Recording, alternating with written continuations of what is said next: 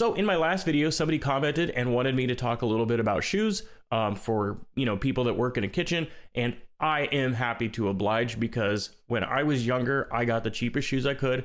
Sometimes they wouldn't even be non-slip. I just, whatever was on sale, budget, clearance aisle, as long as they were generally my size, even if they were like a half size under, I just got whatever. I paid for it later, and I'll get into that later on in the video. There are several things that I actually look for when I am looking for a shoe. In order of importance, they are comfort first, then safety after that. The next thing I look for is the material and the durability. Then after all of those, then I start looking for things like style, practicality, and then after that, budget considerations. Now, I will talk about the brands that I like to go with the most.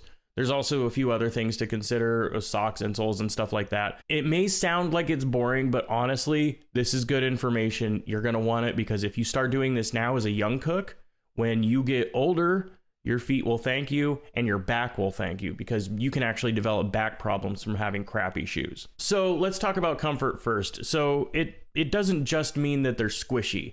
You also want arch support, because when you're walking around all day and you're walking, like if you were just walking on a piece of wood, it's not going to feel very good, right?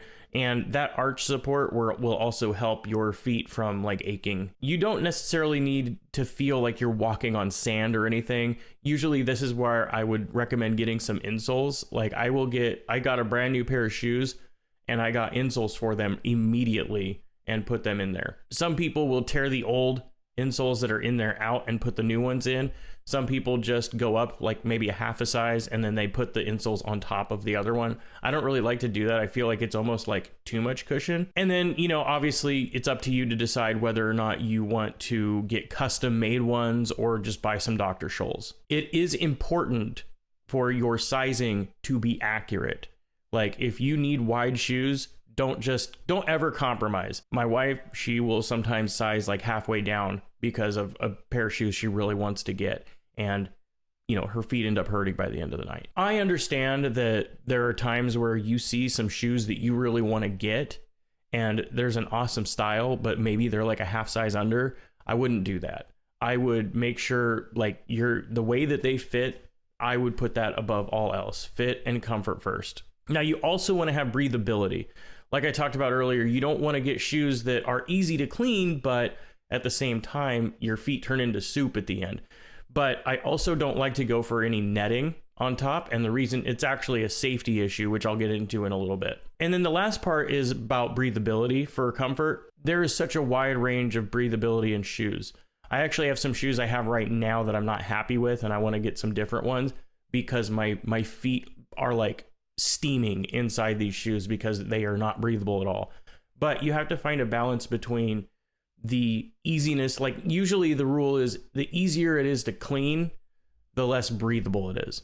So I don't like to go for netting, specifically if there's like netting on the shoes, because that's actually a safety concern, which that actually brings me to the next part is safety.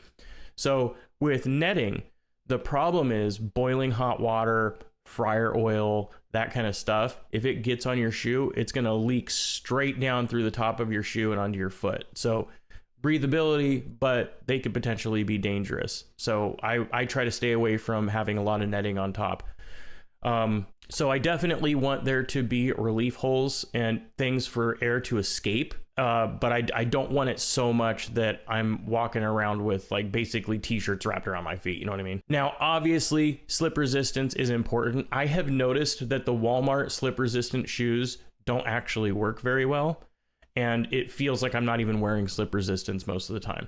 But you definitely want to have something that has good, solid slip resistance, whether you go through a high-end brand or you're just doing shoes for crews. Like shoes for crews, the safety features for the non-slip actually work really well. I've never had an issue with those. And also within the tread, I guess is what you would call it, I also want to make sure that's easy to clean. Like usually what I'll do is I'll just take my shoes out in the backyard and just spray them off with the hose.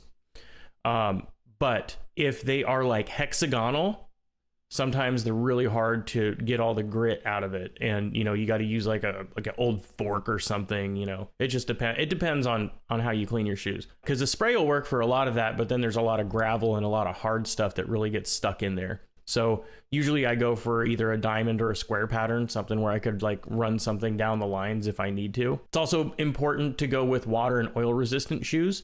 So the next thing is toe protection. So you can get a composite toe or a steel toe. Now, it's up to you if you want to do that. I've done the composite toe thing before, but it's really hard to find good breathable shoes that have a composite toe. So I haven't used composite in a long time. But if I ever do find some good quality ones that are really breathable, I would probably end up getting those. Next up is water and oil resistant. So not just hot oil, but also if you get things, if it feels like every time you put your foot in any kind of puddle and the water just leaks right in. The problem is the best safety features for water and oil resistance and toe protection are usually boots. But again, I mean, it's up to you. If you're okay wearing boots, I am extremely uncomfortable with shoes on it. So just to go over the safety features again really quick: slip resistance, toe protection, water and oil resistance, and grip. Those are kind of the 4 factors for safety. I did go into a little bit on the materials with the netting, but the material and the durability is something else that I look for as well. This is why the cheap shoes are a horrible option. I will buy 3, 4, 5 pairs of cheap shoes within the year if they are like the cheap Walmart slip resistant shoes. You can choose leather or synthetic. That's kind of just like a personal preference. Leather is a little bit easier to clean, but it's also more expensive. You want to look around the stitching. I've noticed shoes that look like this, that have that thing up on the front, that comes off pretty frequently. So I try to find shoes that don't have that on there. Stitching is also extremely important, especially around where your feet turn into toes, basically, you know, where you actually step, but where that bends, that's usually where the stitching starts to fail. And the only other part is sometimes in the front, depending on where the stitching is, your big toe over, you know, months and months of use could actually start poking through that stitching there too. So it's important to keep those 2 main areas in mind. And then I did talk a little bit about cleaning and maintenance. You do want them easy to clean. The netting shoes, not only is there's the safety hazard that I talked about before, but they're also like stuff gets on there and it just soaks into that netting material and your shoes start looking really gross. So you do want to find like that balance between how easy it is to clean, durability, and also breathability. Next, it's up to you for style and practicality. Like I said, there's a lot of people that just wear clogs and they're fine with clogs. I cannot stand clogs at all. I can't. Now, maybe if I find a brand, I've never actually got to wear Birkenstock before, but I've heard nothing but good things about them.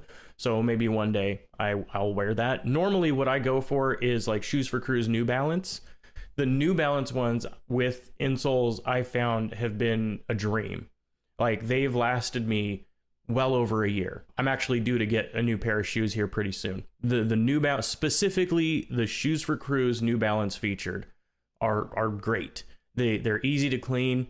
They're breathable. They have all of the things that I'm talking about. I 100% would recommend that. There's also Dansko. I mentioned Birkenstock. Crocs Bistro is another one. Usually what I'll do is I'll have another cheap pair of shoes. If something happens, like if those other shoes get wet, like maybe I will have some like Walmart ones laying around. And then if something happens to those other shoes, I have like a backup. With all of that other stuff in mind, you do want to keep in line with dress code. Most places are going to tell you that you need black shoes, but that's not really something that's within your control. And Shoes for Crews, honestly, most of their shoes are black anyway. I did say I was going to mention budget considerations. I did talk a little bit about it earlier, but it's really your shoes with how much you are standing, how much you are walking around. It is absolutely necessary for you to invest. It's not an investment in a shoe, it's an investment in your feet. So I'm going to show you a picture of my ankle really quick. This is what happens when you don't have compression socks. This is long-term standing for hours and hours and hours over years.